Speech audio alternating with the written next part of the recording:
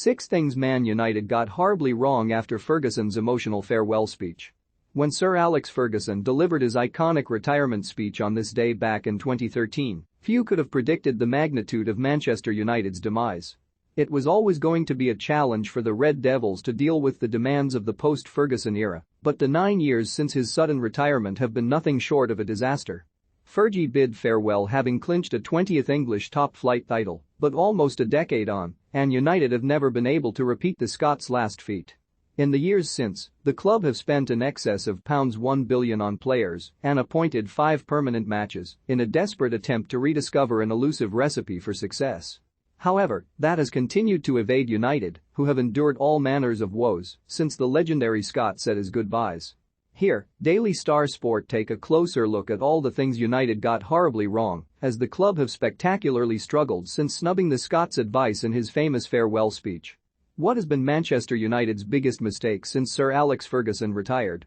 Let us know in the comments section. Perhaps the most poignant words from Fergie's farewell were with regards to his chosen successor, David Moyes. The departing United icon urged the club and its supporters to stand by the incoming former Everton boss during the period of transition, as he reminded those at the club about his shaky start to life at Old Trafford. Ferguson uttered the words, "I'd also like to remind you that when we had bad times here, the club stood by me, all my staff stood by me, the players stood by me. Your job now is to stand by our new manager. That is important. Clearly not important enough." Moyes was sacked a mere 10 months on from his appointment, making his managerial stint the 3rd shortest in United history. So much for that patience Ferguson called for. Though the squad Moyes inherited had just been crowned Premier League champions, some fresh faces were certainly needed as rivals Manchester City continued their ascent to the top of the game. However, the only arrival in the summer after Ferguson's departure was Marouane Fellaini, a player Moyes knew well from his Everton days.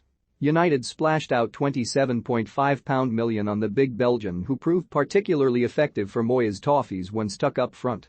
Fellaini made a mere 15 Premier League starts in his debut campaign as he struggled to acclimatise to his new surroundings and failed to fit into United's system. Though the wild-haired midfielder was used to being effective in Everton's side, he was never suited to United's style and was far from the creative, classy presence the club craved in the middle of the park. Juan Mata was acquired in the January transfer window, however the damage had already been done, and United's decision to make Fellaini the only player they signed in the summer after Ferguson left proved a significant factor in the Red Devils finishing the following season in 7th. Though Ferguson hardly left United in the best shape before his departure, the Scot ensured he completed one final piece of promising business before bringing the curtain down on his illustrious career. Fergie snapped up a 20-year-old Wilfried Zaha from Crystal Palace in January of 2013, with a view to him joining up with the squad in the summer as he panned for United's future.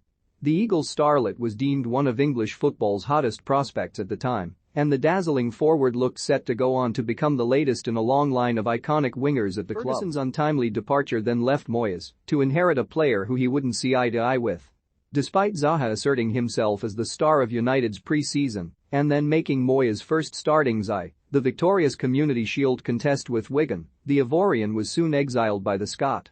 Zaha would return to Palace the following summer after a short loan stint with Cardiff before going on to establish himself as a club legend with the South London side and leaving United fans to wonder what if. During his 26-year reign at United, Ferguson demanded the highest of standards.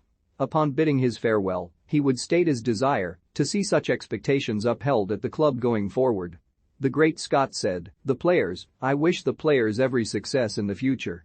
You know how good you are, you know the jersey you're wearing, you know what it means to everyone here, and don't ever let yourself down." The expectation is always there. However, those standards have significantly slipped in the years since.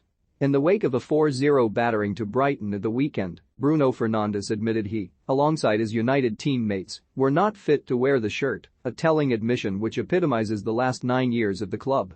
It appears Ferguson's demands evaporated into the ether. At United, Ferguson was revered for always being able to get the best out of his players. The Scot understood it was a squad game and sought to utilize his players as best he could, ensuring all were made to feel valued and a part of the team's success. However, this season alone has highlighted the extent of the disharmony in the dressing room, with constant reports of disagreements, disgruntlement and a clashing of egos.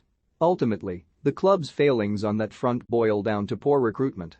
Since Ferguson left, United have struggled spectacularly on the transfer front, often recruiting players who don't fit the profile needed, Fellaini and Donny van de Beek to name but two, and players whose attitude doesn't complement the club's ethos, Paul Pogba and Angel Di Maria for example.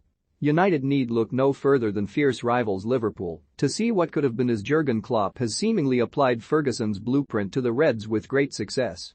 As Ferguson's farewell speech drew to a close that day, the Scot gave a special mention to one player in particular. He added, "Before I start bubbling, I just want to pay tribute to Paul Scholes, who retires today. He's unbelievable, one of the greatest players this club has ever had and will ever have." As if losing Ferguson wasn't enough, the aging Scholes also hanging up his boots at the same time would prove to be another crushing blow. As mentioned, Fellaini failed to fill the void, a void which United hasn't been addressed since.